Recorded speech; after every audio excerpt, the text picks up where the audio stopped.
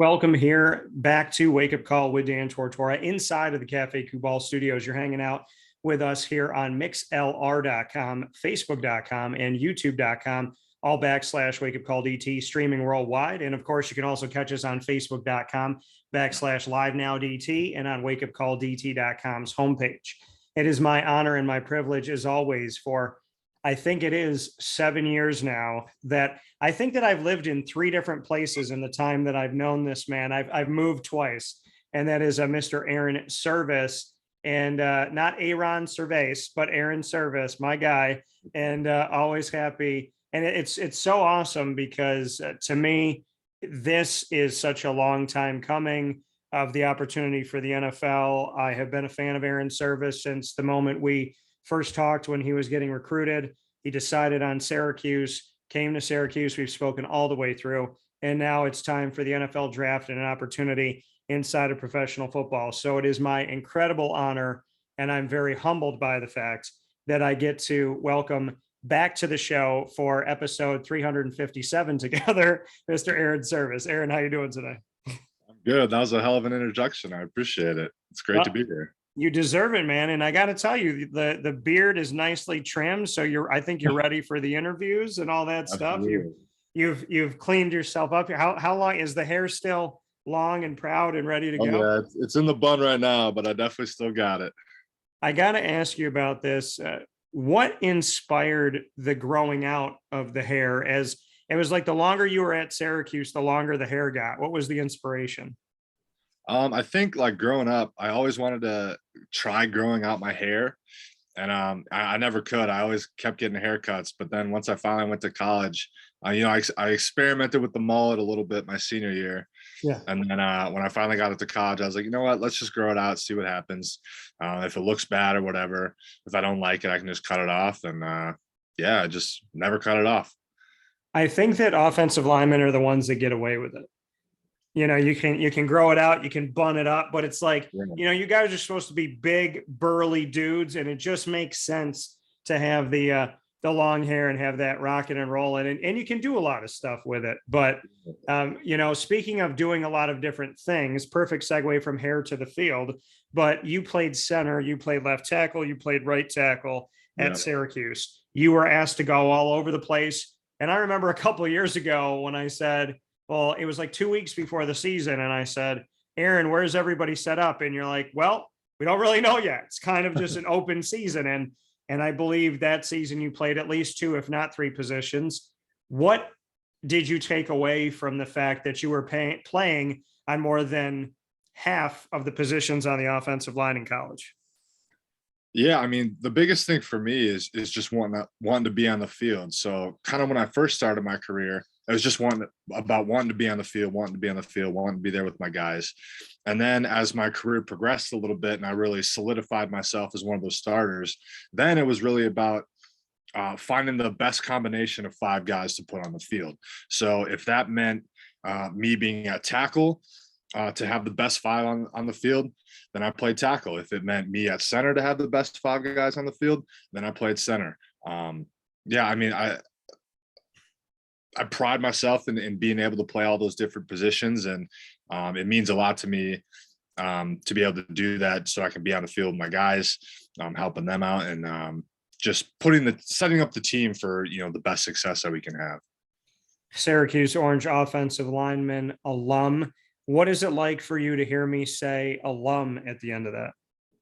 I don't know if it's quite set in yet. I haven't been on campus for the last few months. I did my training and stuff at home. But yeah, it's still weird. I was able to attend the spring game, and it was definitely weird. That was my first time ever seeing a Syracuse football event from the sidelines. During my recruiting and stuff, I didn't go out to a game, or I didn't get to see the spring game. So yeah, it was definitely weird. It's definitely a change. And as we look at you going to Pro Day and having the opportunity there, we got to see a few different things. I got to see, work on your direction and obviously your footwork and your ability to make decisions on the fly when they were kind of directing you at what and whatnot. I got to see you do, I believe, the 3-cone and also to take some time there with working on snapping the ball under center. Yep. What can you say about, your overall take on pro day and what you took away from different things that you were involved in, different drills and things that you did, just how you looked at pro day overall? Yeah, I thought it was a really good experience. I went through my whole career going and watching those pro days and seeing, other guys that I played with, try to make their dreams come true. And to be the one that finally did it, it was a little bit weird again, just because I've been watching it for so many years. But it was definitely a cool experience to be in front of all those different scouts and show them what I got. And, looking back on pro day, what do you think you did well? Do you have a place where you felt like you got a lot of good feedback? Well, I PR'd on my broad jump, which is pretty cool. I wasn't expecting to do that. Um, but yeah, I think the biggest thing, especially for O line, is the field work, the position specific kind of stuff they run you through, like towards the latter part of the pro day. And I thought I did that stuff really well. I feel like I move well in space. So I think that was a good time to really show them, what I'm capable of. And you say you PR'd on your long jump. For those who don't know, go into exactly what that means for you. Yeah. So the broad jump is you basically just stand on a line and you jump as far forward as you can. So yeah, and I ended up PRing by like 5 inches. So yeah. And so for you, I mean, was that something you anticipated and you expected in your training, or did you surprise yourself in the broad jump? I surprised myself a little bit. I thought with the adrenaline stuff, I would have a little bit of a, um, motivation or whatever. Yeah. But I wasn't expecting to PR quite as much as I did. It felt good to put that jump out there. And for you to work on some of those drills toward the end of pro day when you were hiking the ball and whatnot, what were they hoping to get out of you in that respect? What were they looking for, or did they give you any notes as far as technique? Because you were just standing under center. One of the scouts came over and you were hiking it, and then just kind of, and there wasn't anybody up against you. You're just hiking it and then taking off. What were they looking for in that? I think the biggest thing for that is just seeing how I move and seeing, the base technique that I have going in. Wanting to see if I can get out of my stance, how I can move when I get out of my stance, different things like that. Yeah, just how I move in space and what my footwork looks like. And footwork and speed and the ability to respond to direction quickly when they were doing this with all you guys, essentially telling you to go and then sending you and directing you back and forth, and then you have to take off and have that speed burst at the end. How do you feel you did in taking quick direction, your footwork, your ability to shift, and then your takeoff at the end, kind of how you viewed all of that? Yeah, I think I did well. Yeah, the change of direction stuff is huge, especially on the O line. It'd be nice if the D line just rushed in a straight direction, but they don't. So being able to change direction and to do it quickly is huge. For you, seeing the teams that came out for pro day and over a dozen of them that were there from the NFL, did you have any nerves, any feeling? I mean, being at Syracuse for such a long time, getting an extra season of eligibility, knowing that this day was coming, and you've really gotten to put a large amount of work on film. Did you have any jitters? Did you have any butterflies when you saw, you walk in and you see all these people standing there and they're wearing that polo shirt from that team and that sweatshirt and whatnot? I mean, what was that like for you to see that? And did you feel that at all? Yeah, I mean, there's definitely some nerves involved. I don't think that I would say they were bad nerves though. Yeah. Really, I was excited to go through the drills and show them what I've got. I mean, I've been training for the last 2-3 months, for that day. So it was time to put it all out there. I believe the Packers were there. They were, yep. So what was that like for you, somebody coming from Wisconsin? That was definitely cool to see them there. And I had already known that I was going to go to their pro day, but still the fact that they were there was really cool. Yeah, for sure. What were the conversations like? Did you get to chat with any of the scouts? A little bit of chit chat kind of at the end with a few different teams, but nothing too serious. I think most of them got out of there pretty quick afterwards. Takeaways that you got from pro day? Any type of constructive criticism, thoughts, what were the notes from pro day for you? Not a ton of feedback directly from the scouts, but my agent was there. He was in attendance, so he talked to me a little bit, and overall, it was a good experience, good showing. You're the only offensive lineman coming out for Syracuse, the only offensive lineman at pro day. What was that part of it like? Because there's 4 D linemen out there doing their thing and running their drills, and then you got 2 guys on the offensive side, Abdul at running back, and you on the O line. What was that piece of it like for pro day, to know that you were the only offensive lineman and you were kind of, doing a lot of stuff individually to showcase yourself because you were the only one there? Yeah, I think like going back to the nerve part a little bit, I think leading up to pro day itself, I think that was probably the thing I was the most nervous about, was being the only O lineman.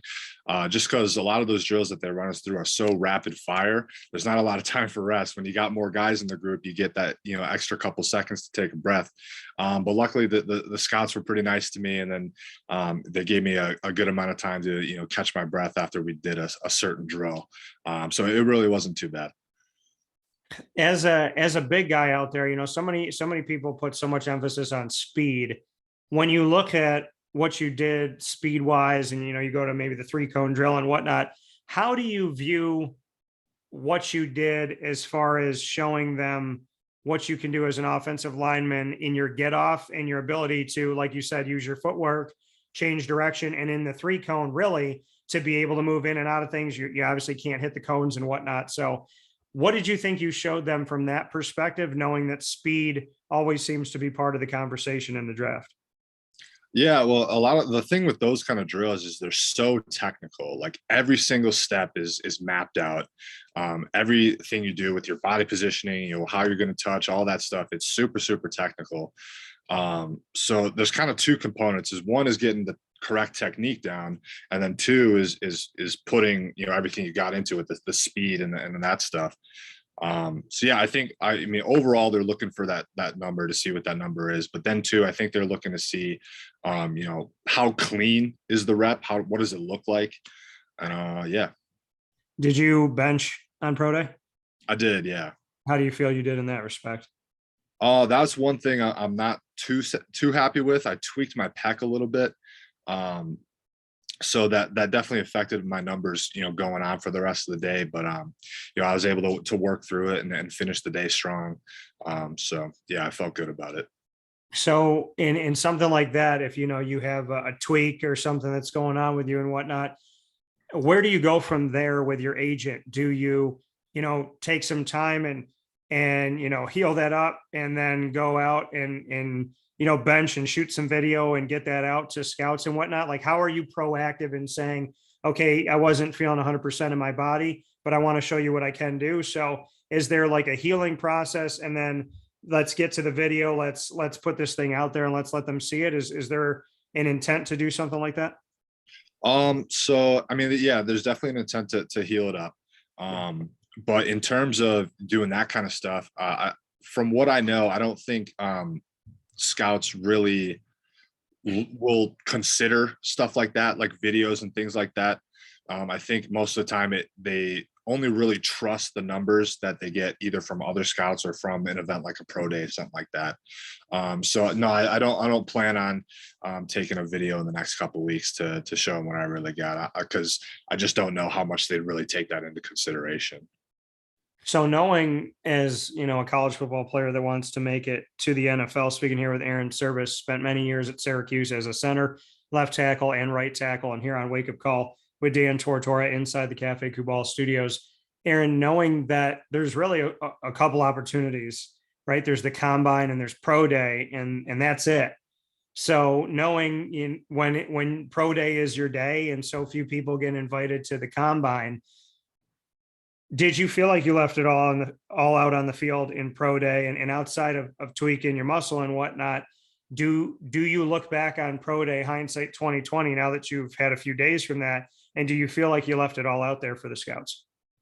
Yeah, I definitely feel like I did. The pec thing it's not ideal, but at the end of the day, I gave everything I had, and especially for linemen, the pro day is obviously important, but it's not going to make or break you. Luckily, I've got, a good store of game film that they're able to break down and look at. I think that the film is the real big thing. But yeah, in terms of pro day, I definitely gave it everything I had, and I'm proud of the effort that I put into it. Absolutely. From what you understand of the process, what do you think scouts are looking for the most in an offensive lineman? What do you think are the key ingredients that you really need to showcase? I mean, I would say number one is the eye test. Does he look like an NFL guy? But then after that, it comes down to, I think, just how you're able to control your body. When you're a big guy like O-line, D-line, some guys can, and you can see it too when you watch games. You can see some guys are natural in their bodies, and then other guys don't look quite so natural. So I think that's definitely something they look for. But yeah, I think just explosion, power, especially for our position, that's really important. So yeah, I think that's a few of the things that they take in. 6'6", at least 300 pounds. I mean, to you, is that the eye test? Are you good with, and what was your weight when you came into pro day? 307. Okay. So at 307, 6'6", to you, were you looking the part and feeling good body wise in that sense? Yeah, I definitely think so. Absolutely.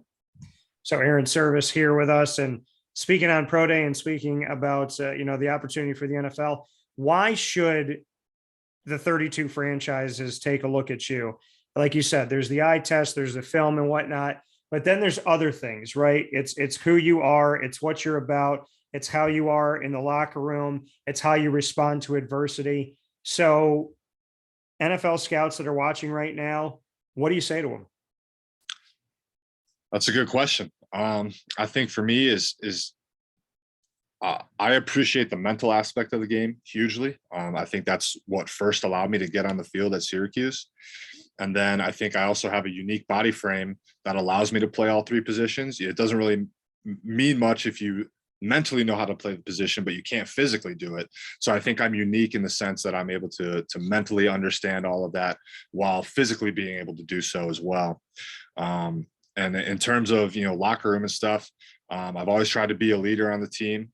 In 2019, I was named a team captain. And I don't even know if I, purposely tried to go do that. It's just kind of the role that I feel like I naturally took on, especially being a center. My redshirt freshman year, I got used to that role of kind of making the calls and doing that stuff. And I think I did a fairly good job at it. Yeah, I think I have a few unique things that allow me to be a good football player. Yeah. And I want to look back on your history, redshirted in 2016 and in 2017 as a redshirt freshman, your first collegiate football season on the field.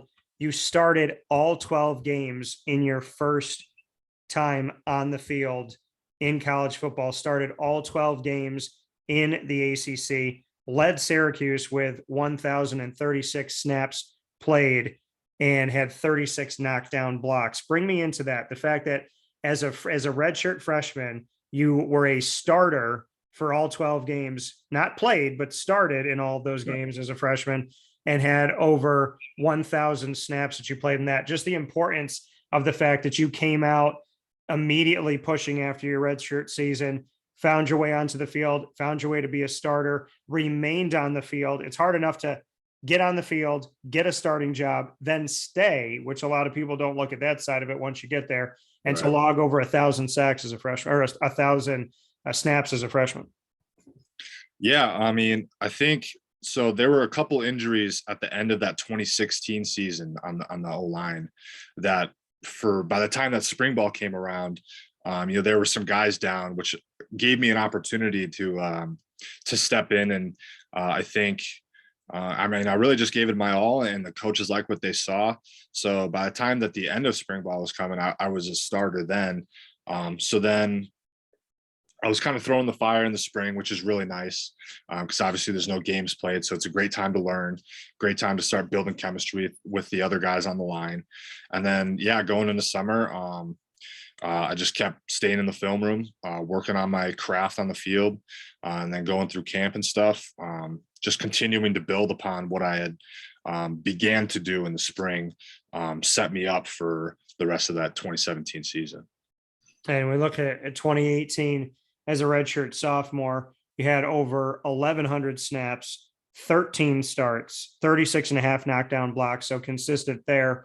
Just bringing me into that side of it, again, to become a starter, remain a starter, and to be on the field consistently for the team. And I do want to make mention too, back to that redshirt freshman season, that you were on an offense that ranked third in the ACC of 14 schools with over 450 yards per game and second in passing with 294.8. And obviously, you don't get that many passing yards if you're not protecting your quarterback. So just bring me into, I think that sometimes we look at the numbers of the offensive line as a whole and we don't see these other pieces, right? Because there's some times where there was adversity on the Syracuse offensive line, but there's also the fact that there's protection there that's allowing your quarterback to get almost 300 yards per game and the team to have over 450 overall yards per game. So just what you could say about that as a redshirt freshman, and then coming back in your sophomore season to have over 1,100 snaps and start all the games there as well.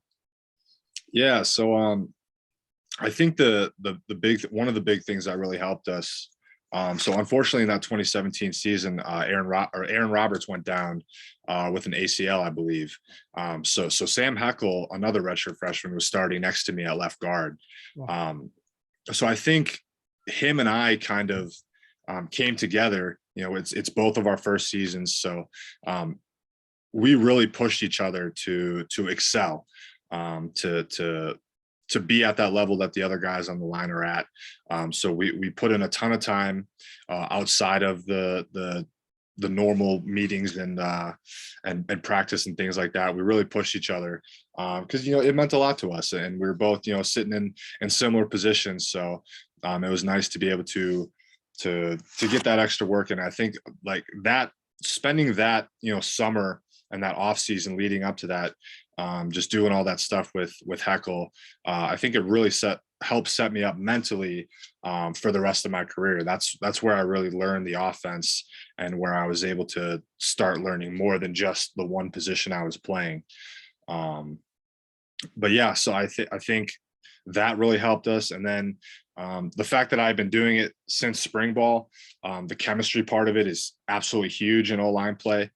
All five of us got to be on the same page. If even one of us is a little wrong, it could be a massacre in the backfield. So being able to build that chemistry was huge. And then going into 2018, we got Aaron Roberts back. And we had some of those guys that were on the field last year. I think everybody came back. And the chemistry just kept building and kept building. We were getting stronger in the weight room. We were getting, faster and smarter on the field. And I think that's what really kind of led into that, success that we saw in 2018. Yeah. And then we go to 2019. You mentioned being a co-captain of the offense, along with my guy running back, Mo Neal, and the Ben Schwartzwalder Award winner as the team's exemplary football player. What does it mean to you to be named the exemplary football player? How would you define what it means to be exemplary, and what it was like for you in your third season to be considered a leader by your peers?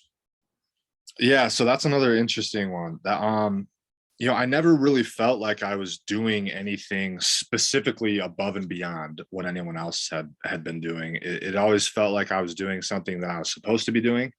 In terms of like my leadership and things like that, I'm not as much of a vocal leader, but I definitely like to lead by example. I pride myself in doing that. And I think just the coaches and other guys on the team took notice, and it was certainly an honor to be recognized in that way. And in that redshirt junior season of 2019 at Syracuse, speaking here with Airon Servais, NFL draft prospect for 2022, who's played multiple positions on the offensive line. In 2019, you had 8 starts at center, 4 starts at left tackle. This is where we start seeing you have to be multiple. And I think at one point that season, in the middle of a game, you had to shift over to center. So just bring me into not only having to play two positions on the offensive line in a season, but to have to play two positions in one game. Yeah, so going into so I originally came to Syracuse as a tackle. And that spring after the 2016 season is when I first tried center, and I did well there. But then in 2019 I ended up moving back out to tackle, and I believe Heckle was our center at the time. And the game of football, a lot of freak things happen. I think a little bit, like maybe a minute or two before half, Heckle ended up going down in that first game of the 2019 year. So back to the best five on the field thing again. They asked me to move back to center, so we could have the best available five on the field, and I did it without question. What does that show NFL teams, that not only can you play multiple positions, but that you can shift to another position at halftime? I'd like to think that it shows them that I'm smart, to be able to do that. Obviously, practicing out of position, there might be little things that I'll miss here and there. But it also helps, I had played that position for 2 years at that point. So at that point, I was more experienced as a center than I was as a tackle. So moving back to center, it wasn't, unfamiliar. You have had, at the center position, you've had multiple quarterbacks to hike the ball to. On the offensive line in general, you have had the Eric Dungies, the Tommy DeVitos, the Garrett Schraders, Jacoby and Morgan. I mean, you've had multiple players under center. How do you as an offensive lineman adjust? And what should NFL teams know about what you did? You talk about being strong mentally in the game and not just physically. What can you say you did to be a chameleon, so to speak? When, I know blocking is blocking, but different quarterbacks have different skill sets and they do different things. And you might have to hold longer for one of them and the other one might take off. And, Dungy was very different than DeVito and so on and so forth. So how did you learn how to live in each of those worlds with different quarterbacks? And what would you say to an NFL team about what you learned? Yeah, so I think with playing different quarterbacks, especially if one were to go down mid-game, the only big difference that you really notice up front between QBs is like timing of the cadence. But once you get familiar with that, with the quarterback that you're with, really it's just playing to the whistle up front. Because if you're playing to the whistle, no matter what's going on behind you, you're going to be doing your job. So in terms of, you got guys like Dungy that are a little bit more mobile, or guys like Garrett that are a little bit more mobile, will leave the pocket, things like that. As long as you're playing to the whistle, you'll still be blocking for him no matter where he is. And same thing, if you got guys that aren't quite as mobile, that stick in the pocket a little bit more, same thing. As long as you're playing to the whistle, you're going to do your job. How much of it, and this is in no way me saying point a finger, it's just an understanding element of it, because I think a lot of people speak for athletes instead of letting athletes speak for themselves. Mm-hmm. So when adversity struck on Syracuse's, offense in general and in moving the ball and whatnot, when sacks were allowed and things happened and things broke down, how much of that, in your opinion, is on a quarterback holding on to the ball too long or maybe not getting out of the pocket? And how much of it is on the offensive line? Because I think it's important for you to speak, and really any offensive lineman to speak, because you guys never get thanked, but you always get criticized. So I'd love to get your thoughts. Yeah, well, I think in that aspect, it's what people don't understand is it's hard to win football games. So in terms of, the O-line or QB or whatever it may be, if both of those units, aren't doing what they need to do, there's going to be issues. So, there could be a game where, the QB is balling, but if the O-line, isn't doing what they need to be doing, it doesn't matter how much the QB's balling, it's going to be hard to win that game. And then vice versa. Maybe the O-line is playing spectacular, but a QB or someone, isn't having a great day. again, it can be hard to win a football game. So I think, you really can't point a finger. There's a lot of different things that go on. But yeah, that's what I got for that. And in 2020, your first senior season, because COVID allowed a double senior season for you and for anybody that was in that situation. In 2020, started all 11 games again. So 4 years in a row, starting all the games. And for people to know, spoiler alert, you started all the games all the way through your career. Longevity, consistency, trust, health. There's a lot of things to be said about someone who steps onto the field as a freshman and a sophomore and a junior and a senior and a super senior. And I'm talking 5 seasons where you started in every single game, which means you stayed healthy, which means you stayed focused, you stayed consistent, you were trusted by your teammates, you were trusted by your coaches, and you did what you needed to do because you played 3 different positions within those 5 years. What can you say about that? You can't teach consistency, and obviously things happen and injuries happen out of our control. How did you keep your body available every game for 5 years? Well, there's 2 parts to that answer. So the first part is luck. I mean, a lot of it really is just luck. You do everything that you can to stay healthy. Playing with great technique helps you stay healthy. But there's a portion of the game where it's really just luck. And through my career, I was lucky enough to stay healthy enough to be on the field. But then when you do have injuries, minor or major, it's really important to get on top of them right away. You got to be in the training room. You got to be putting in the work to stay on the field. So anytime I had any little injury, I was always in the training room, rehabbing it, getting my treatment. And, luckily there's a fantastic training staff over at Q's that really takes care of us. And they definitely played their part in keeping me on the field. Like, I wouldn't have been able to do it without them. But yeah, so part of it is just staying on top of the injuries and keeping everything as manageable as possible. And then the other part, the part that you can't control, is just the luck. Who do you want to give credit to on Syracuse's strength and training staff? Can I say everybody? Yeah, you can. I mean, I think it's fair to shout people out. You gave them kudos here, and I'm all about making sure that they know who they are. So yeah, I mean, Coach E, he runs a tight ship in the weight room. He makes sure that everybody's bodies are right for the season, and he keeps our bodies right during the season. The guys that have worked for him, Coach Caton, Coach Sobel, who's now at Kent State, all those guys definitely played a huge part.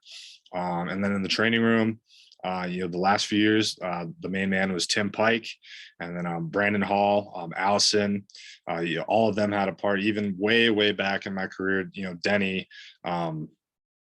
all those people played a huge part in keeping me on the field, and I'm forever grateful to them.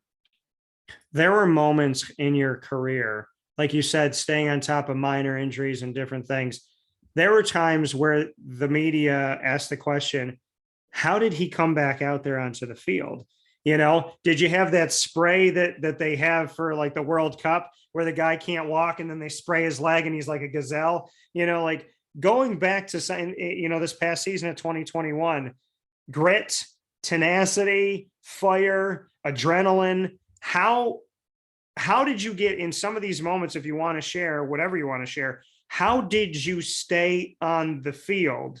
Because, I mean, there were just moments where it would have been easy to just say, hey, you know what? I need a break. I'm going to stay to the side here. But you somehow found a way to be some sort of a Doctor Strange, I guess, a magician of sorts. Yeah, I mean, when stuff happens, in game and things like that, sometimes you just need a little extra tape to maybe keep something a little more stable. Maybe a little bit of numb juice that always helps. but really it's just for me personally, I just had such a desire to be on the field, whether we were winning the game, losing the game, it was close, it was not close at all.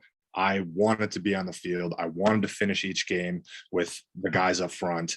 And yeah, that's how I went about my whole career. Even in practice, I wanted to be on the field. I hated to be on the side, watching all the guys go through it, and I'm not able to do anything. So if there's any way that I'm able to be on the field and play with those guys, I did it.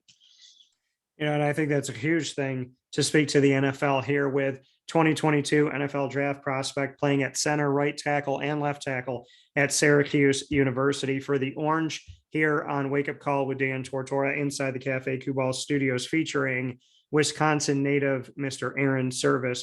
Airon, your final season, your super season, you started all 12 games again and, are out there for the entire season, 2 at right tackle, last 10 games at center. And in 2020, 3 games at left tackle before going to right tackle. So, it's like you look at this and you say, okay, started all these games, but it's left and then it's right and then it's right and then it's center. How did you figure out a way? I know we talked about different things of just being able to do it and willing to do it and mentally prepared, but you don't have a season you can reach back to where you were just in one place. You were always used where needed, right? To be the Swiss Army knife of the offensive line. So does that help you or does it hurt you that you don't say, hey, I have 47 starts at left tackle? It's like, I have this many at left tackle. I have this many at center. I have this many at right tackle. What does that do for you, especially in your final 2 seasons where you're splitting time from tackle to tackle and then tackle to center? Well, I think when we are talking in terms of going to the next level, I think it helps me. I think the fact that I've played those different positions allows the teams to kind of make a decision. Some teams might see me as more of a tackle. Some teams might see me as more of a center. So in terms of going to the next level, it lets them pick, okay, we see this guy as a tackle. Let's put him there and then really start building them up at that spot, or vice versa for the center. Some teams might see me at center, like, okay, let's put him there and let's let him grow in that spot. So I think it helps me at this stage, just because teams can do what they want with me. For you, do you have a preference? Left side, right in the middle? I mean, you've gotten to play the anchors and you've gotten to play the dead center of it. Do you have a place where you feel is more of a sweet spot? Now I think just in terms of time spent at the position, center is probably my spot. Just because I have so much time playing there. But again, I wouldn't say I feel uncomfortable out at the tackle spots. But yeah. So for you, like you said, time spent there, did you anticipate that? Did you anticipate that you were going to spend so much time at center? Did you really feel like that was going to be something that happened for you, that center would be a place that you would have most of your hay? Because I know, like you said, you came in as a tackle, and in my brain, you were going to be the left tackle. You're going to be the blind spot guy. So coming out of it saying, hey, I feel comfortable at center, and you played so much there. Did you ever anticipate that was going to happen? No, not even a little bit, to be honest. When I first arrived on campus, they did have me at that left tackle spot, and going through camp and everything, I managed to crack the 2 deep. Yeah. But they wanted to redshirt me, obviously, so I ended up, not being in that 2 deep rotation.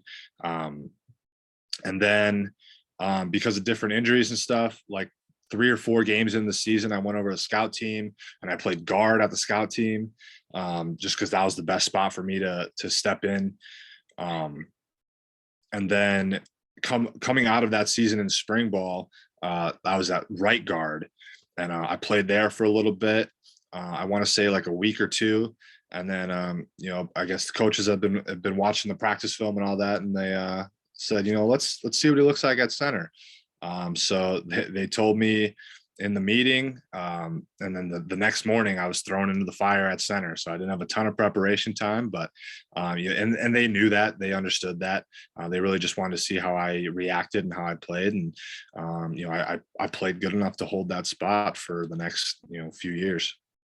Did they ever tell you why they felt so good with you? Like what they saw with you at center that felt so right?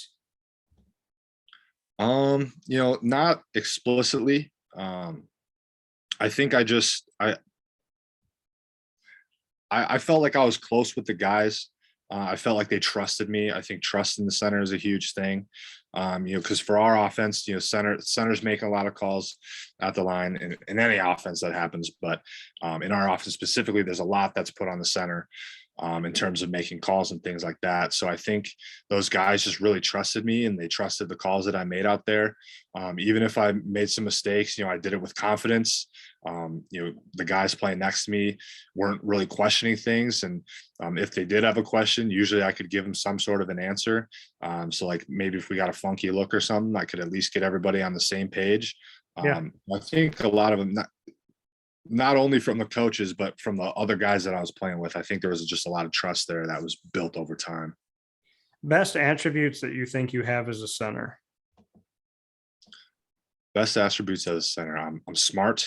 I really love studying the game. I love understanding defenses. To me, it kind of seems like all these different pressures and stuff, it's almost like a dance, the way your responsibilities might change in the middle of a play.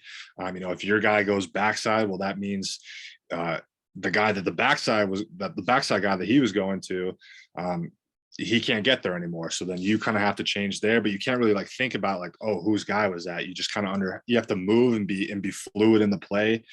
And that's something that I've really come to appreciate in the last few years of playing. I'm athletic. I can move around. I'm tall. I think those are a few things that I am strong with. The timing of it all, right? Making sure that it's, again, people not knowing because they just watch and they think it's supposed to be easy because snapping the ball shouldn't be hard to them and whatnot. I mean, I was watching you at Pro Day have to do it, and just how you do it and how you set it. And I'm looking at the mechanics of it all, and I'm like, people think that it's easy because you know what I mean? It's like repetitious, but it's not that easy to, do that the way you're the first person that touches the football. You are the person that is in control of the game in that moment. You're holding on to that ball, you're calling things out, you're seeing different things, you're pointing, and you need to be on pace. You have to be right on par with your quarterback. Bring me into, you talk about the art of the dance. How about the art of the snap and what you take from that? Yeah. So in terms of like the snap itself, that was definitely one of the things that took me the longest to become comfortable with. Especially when you first get there, and a lot of people that don't understand, a lot of people think it's snap and step, but really it happens at the same time. So depending on what the play might be, I'm snapping, but the ball hasn't even left my hand yet before I've already got my first step in the ground. And, depending on the direction you're going, if it's a run or pass, that can change how the snap looks. So you kind of have to adjust things like that. Yeah, it can be a lot, but, just practicing and working at it, I was able to become, proficient at it. The evolution of the run game, something that I consider to be synonymous with Syracuse. We talk about pass blocking. On the run blocking side of it, having Sean Tucker for these last two seasons and seeing what he's done, and he set the single season rushing record in Syracuse history, passing Joe Morris and company, the Jim Browns, the Ernie Davises, the Floyd Littles, and so on and so forth as well. What can you say about the evolution of the offensive line in the last 2 years? Because everybody's going to look at Sean, but I want to know what the offensive line did right to help facilitate a strong running game the last 2 years. Yeah. So I think when Sean first stepped in, I think we all saw, there's something special here. Yeah. So I think that's really where we started to put a massive emphasis on our run game. And, Coach Schmidt has done a great job of implementing the techniques and help creating, run game plans that are not only going to play to the weaknesses of the defense, but play to our own strengths. So I think a lot of it starts from the top with the coaching. And then it just comes down to, for us, just getting the reps, getting the work, really buying into what Coach Schmidt is teaching us. And I think that played a lot for us. It makes it also makes it easy when you got a guy like, Sean Tucker behind you. He's definitely a special guy. And, it was an honor to be able to block for him as long as I did. What do you learn from being on an offensive line that never had the same 5 guys for an entire season? You learn how to adjust. That's the nature of the game. Going back to the luck aspect of it, you're lucky if you finish a season with all front 5 guys. I think that's something that was really unique about our 2018 season is we had, all those guys through the whole season. And I think that is part of what led to our success. But I think outside of that year, every single year, someone has gone down, and that's just the nature of the beast. You got to be able to have that next man up mentality. The guys that are 2s have to practice as if they're going to be going into the game. And if something does happen where another guy has to come in, we just got to be able to roll. You got to be able to step in and do your job. You're heading to the NFL, God willing. You have had multiple position coaching changes, multiple offensive coordinating changes. You have seen quarterbacks come and go. You have seen the guys on either side of you come and go. If anybody knows what it's like to live in a business, you learned it collegiately in so many different ways. How did Syracuse, through just sheer reality and happenings of life, teach you how to handle the NFL with the change in offensive linemen, running backs, quarterbacks, offensive coordinators, and position coaches? That's a really great question. The biggest thing that I learned in regard to all that stuff is just control what you can control. There's no point in worrying about things that you have no power over. Ultimately, I have power over myself and my work ethic and how I go about it. My mentality, the work that I put in, all of it, I can control that stuff. I can't control everything else. So, when things start, shaking up and all that, I just remind myself, control what I can control. And I don't worry about all the other stuff. And I can appreciate that and respect that. Control the controllables. You tried your best to control everything that you could.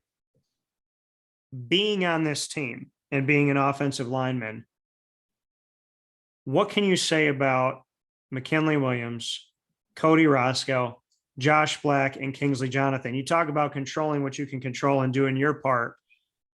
When you have those 4 gentlemen on the other side of you, what can you say about each of them individually that you think an NFL team should look at? Yeah, I mean, those guys definitely gave me my handful of headaches throughout my career. The thing that I can appreciate the most about them is that they're all fantastic players, but they're very different in their style of play. So being at center, being at either tackle spot, I've had the opportunity to go against those guys many, many times in practice. And you kind of learn, what their strengths are, what their weaknesses may be. And it allowed me to learn all these different techniques and things that I can do. So when I see another rusher that's maybe similar to Cody or similar to Josh, I kind of already have those reps that I've taken against them that I can take against, these other guys. But yeah, those guys are really talented. Like Josh and Bear have been, at Q's the entire time with me. So I've gotten to know them really well over the last few years. Kingsley had a locker next to me. Cody's just down the way a little bit. So I've gotten to spend a lot of time with those guys. I've gotten to take a lot of reps with them, and they're really talented, really athletic guys.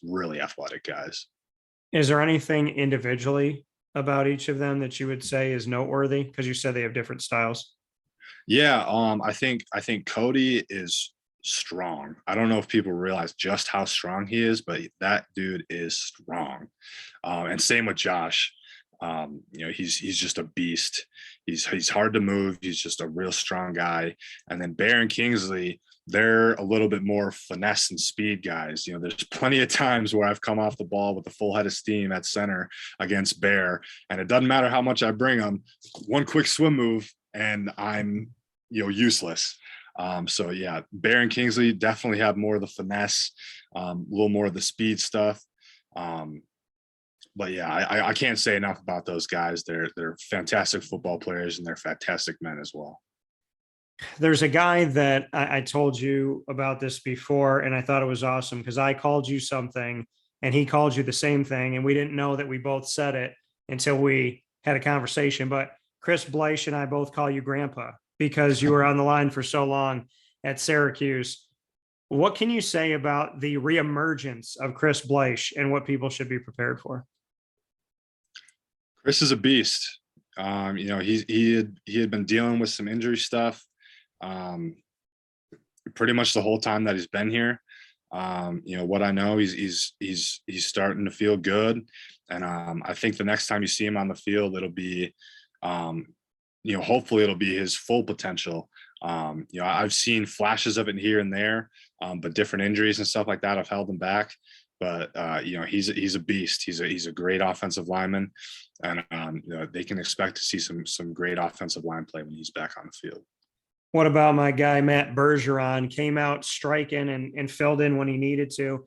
What can you say about Berge as you would go from one tackle to one tackle, he might flip to the other one. So what can you say about Bergeron? Berge is one of those guys that, he's a freak. He came in and, he already looked the part, even though he's, I think being from Canada, he's probably 19 at the time, but he came in looking the part. He goes about his work the right way. He's in the film room. He wants to know everything that he can. He wants to do everything that he can, and he's got some freakish athleticism that allows him to do what he wants as well. He's a smart football player, and he's a very athletic football player too. He's definitely an exciting guy to play with. And I got to talk to the guys that were coming in. There was an influx of offensive linemen that came in last season.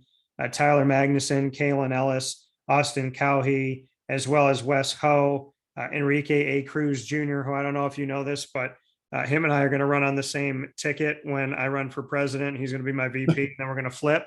So what can you say about the young guns that are coming out? I think the Syracuse offensive line is in good hands. Now, obviously, they're very young. They've got some maturing to do in terms of, like weight room and things like that, which is all normal. I had that same thing. They're hardworking guys. They're talented guys. And I feel good about that class for sure.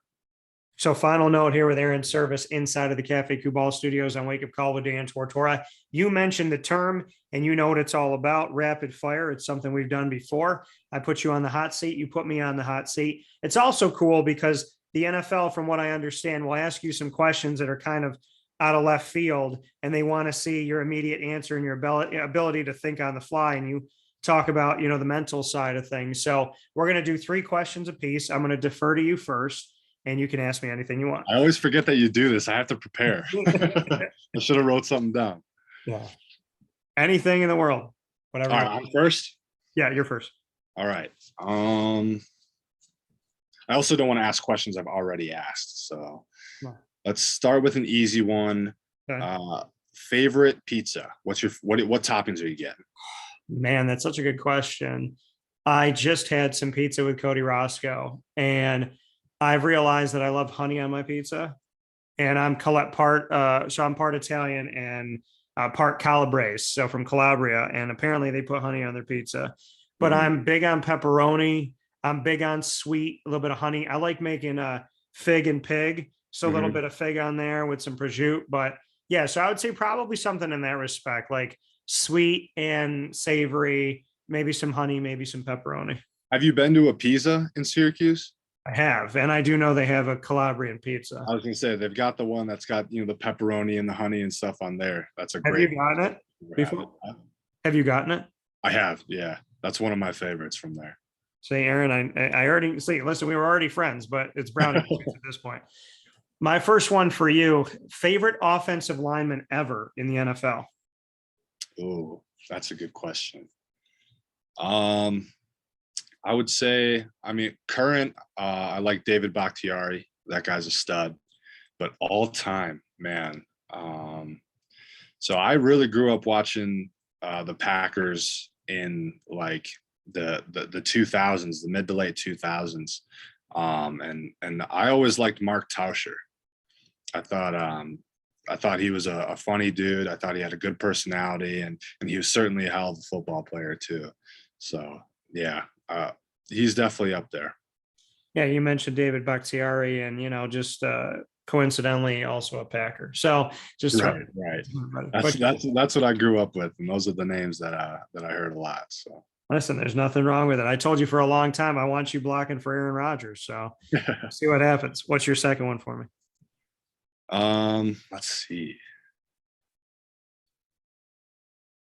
Okay, if you weren't covering Syracuse football, what school would you be interested in covering? So that's a great question. I cover the entire ACC. I cover the entire American Athletic. And then if you include in Notre Dame, that's 27 schools. Yeah. So I cover all of college football, but those are the ones where I've interviewed and, gotten to know some players and coaches. So let me say somebody that's not within that group. Yes. Yeah. So I would say that's the first one that popped into my head, probably because of the Smurf turf. I'd love to go over there and cover Boise State. Yeah. I'd love to get to know them. I'd love to go and cover Hawaii because then, I could be in paradise. Right. And my buddy, the Navy head coach, Kenya Matalolo's from there. So I would say probably Boise State or Hawaii, or I'm going to pick one more. I would probably want to be around, It's tough, but I'd probably have to pick LSU because I really like Louisiana. Okay. I'd probably say LSU, and their fans, when LSU came to the Dome, I did a live show with Rob Drummond. Shout out to my co-host and former Syracuse player and undefeated Syracuse player in '87, Rob Drummond. And Sean Tucker reminds me of him. So Rob and I did a show downtown, and the LSU fans, insane. It was like 5 or 6 people deep. There was a ton of people. There was like 220 people there in like this bar that's not that big here. And then there was some stuff downstairs, and they were incredible. They were so nice, so hospitable, just really. And they treated us like we were college game day. So, I probably want to go check out LSU. I like that answer because I think it was 2017 when we went to their place and played them. And I just remember from that game, I was like, when you think of college football, that's what it looks like. Yeah. I want to say, I think it might've been a 7:00 kickoff, but I know the game started like as the sun was coming down, and then the sun went down, the lights were on, the stadium's full. The atmosphere around the stadium is unreal, just tents and fans and grilling as far as the eye can see. I think that's a good answer for sure. Yeah, I said LSU fans can teach SU fans how to tailgate because I wanted to see that. My second one I love you SU fans. I just want to see more of you at the games. And I can say that. Aaron didn't say it. So my second question for you is favorite childhood memory. Favorite childhood memory. Yes. That's a good question. I would say immediately what popped into my head was when my family went to Disney World, and I was probably in like 2nd grade or something like that. And we went down to Disney World. My mom put us up in the Nickelodeon hotel. So, I got to have breakfast with SpongeBob and Patrick and all them. That was a really fun experience for sure. My grandma was there. My aunt was there. That was a lot of fun. It's a good answer. Disney World is my favorite place to go. And I haven't been back there since. I need to go back again. Well, see, I've already prepared for my celebration of your good news. So after the draft, I'm going to Disney for us. So Excellent. what's your last one for me? Oh, last one. Man, I wanna leave it on a good one. Okay. Give me a mic drop one. What do you got? I don't know if I've got a mic drop one, but Oh, here, let's see if we can win some of the fans back over. What's your favorite thing about Syracuse? My hometown. You know, it's blue collar. It's my Mhm. people. I mean, listen, I call out wanting more fans in the stands because I want to show people what it's like when I grew up as a kid. I don't Yeah. say it as a negative. I say it as a positive. My dad sat right next to me at a Syracuse Pittsburgh game and he was shouting and I couldn't hear him. Wow. He was right next to my ear. Yeah. So, you know, I want the place to be packed because I know what the dome could be like when it's the Loud House. It was before it was called the Loud House, it was the Loud House without needing to be called anything. Right. And, you know, I was spoiled as a kid. So what do I love about my hometown? I love the dome. I love the fact that we have one of the most notable and arenas in all of sports history. For I sure. love the fact that, like I said, blue collar town. I get to work with a lot of the businesses, fantastic people, generations upon generation, 4 generations, 5 generations of families here. People work hard for their money. People are big on your word and keeping your word. You know, there's so many beautiful things about Syracuse. I laugh when people say there's nothing to do. I think that's really funny. You know, I think those are people that are just lazy or they don't have a big imagination. Yeah. And I would suggest that they hang out with somebody like you or I, Yeah. and maybe they could learn, and try some honey pizza. Yeah. But I think, you know, what I love about Syracuse is, you know, I came back here to start my business. You know, I was at 3 ESPN affiliates. I was here. I was in Scranton, PA. I was in Orlando, Florida. And then I worked with Fox Online and I worked with a Yahoo affiliate here. And at 26 years old, I started my business, and my business will turn 10 years old this June 20th. Wow. Congratulations. Thank you, sir. That's And amazing. and thank you. Yeah, and I mean, I came back here and people say, "Why did you leave Florida?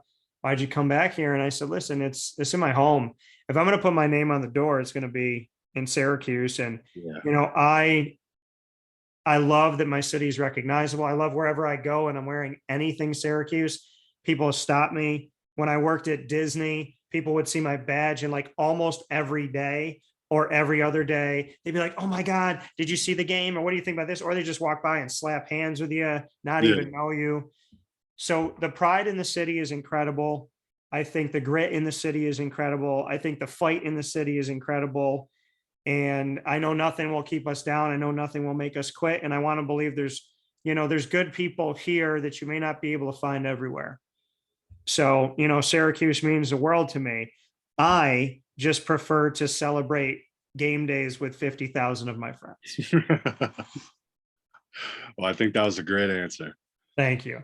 Yeah. My final question for you, your favorite game in the dome ever? Oh, I don't think it's a question. I think it's back in 2017 when we beat Clemson.